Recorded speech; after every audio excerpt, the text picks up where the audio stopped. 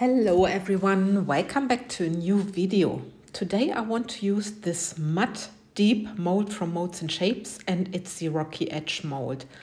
And I'm just introducing my colors. Here I have the pistachio, it's a resin ink from Etter Art. Then I have a mixture, this is coffee. I did this with the colors from Etter Art, and I used red and yellow and then blue and black. And first, when I started my video, I showed you the white. I mixed it also with the pigment drops, and then I made 1 cup just with the black. So this is actually a pour. I was inspired by Majka from resincourses.com. This pour is not yet on her website, so I'm pouring it because she was so nice and told me what she did with one of her pours, but I can already tell you that my pour looks a little bit different. So anyway, I'm pouring the coffee mix into the mold. Very delicate because I was not sure how much Majka was using. She only told me what she did, and then I was a little bit guessing what I can pour and how I mix my colors. So this is my second color, the resin ink in pistachio, or is it an alcohol ink? Anyway, it's a opaque color, and yeah, I'm quite curious how this is gonna work. Then I have my white, and I'm also going along the edges. And I'm doing this, of course, also for the second coaster.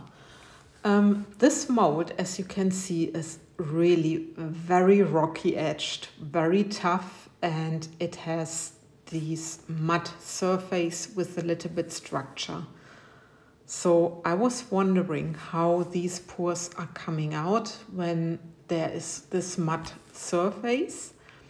And later in the video, I will show you, or in the end result, that I made one with a top layer, so you have the shiny top, and also I show you the mud surface.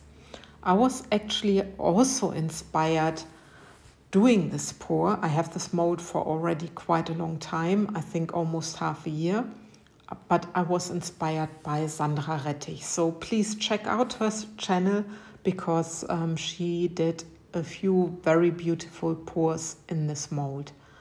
So now I'm repeating what I've done. I filled up first my mold with the clear resin, just half full, and now I'm just taking the white, just pouring around, and then I'm taking the pistachio mix, also pouring around, doing of course everything the same for the both coasters because I want to achieve a similar effect. So I make sure that I use everything I have, and I think maybe I should have poured a little bit more of each color in the first rounds before I added the clear resin. But this is something for the future, to change it and to work a little bit. Now I'm using the coffee mix, and you see I started with the coffee, I ended with the white, then I had my clear, and then I started with the white and end with the coffee here from the same color range like I did. And finally I will pour some of the black. So there's also the black. I don't know how much sense it makes with the different colors, with the different shadings of the dark color, because there's a dark brown and there's the black. So I don't know, maybe you can also pour just one dark color, and then I would recommend maybe just the coffee, just the brown tone, because brown doesn't make your colors normally so dirty. But that's only my suggestion. Now I'm filling up my mold till the rim. I'm quite careful, as you can see, because I don't want to overfill. So I'm just, you know, going from right to left, left to right into the different coasters, and just make sure that I fill them up. I'm really taking my time. I didn't make a really push of the clear resin because I really didn't want to overfill my mold. But everything is fine, and I'm wondering how the resin is working, if the resin is pulling through the center, and if I have a nice effect, if I achieve what Majka did. But I can already tell you I didn't achieve the effect Majka had. I don't know if I mentioned it, but the Rough and Tough mold is from MoldsandShapes. My pigments are from Etter Art, except from the pistachio. This is from Octopus Fluids, and yeah, the resin I'm using here is the Ultracast resin, a medium viscosity resin. So I'm very curious how this color combination is going to work, what's coming out. And here I have some stones, and this is a little bit a pearl stone from color. I have it from $1 or from a Euro shop in Germany. It's called Teddy, so most of the Germans know this.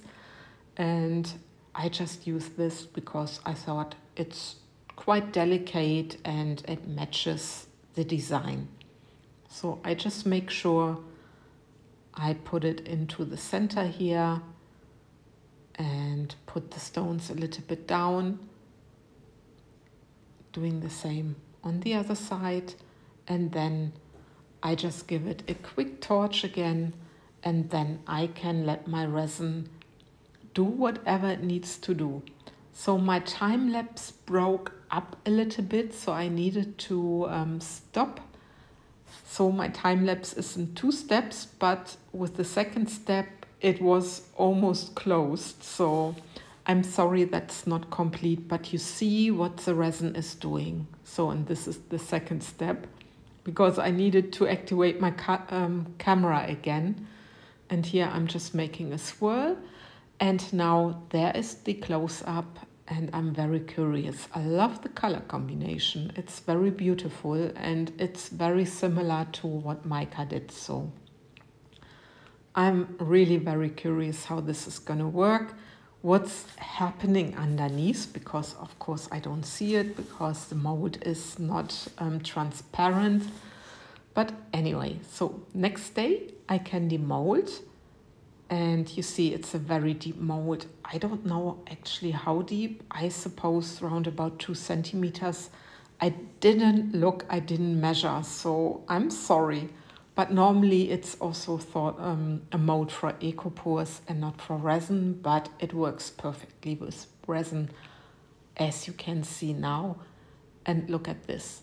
I know my black on this one side took a little bit over, but look at the pattern itself. I really love it.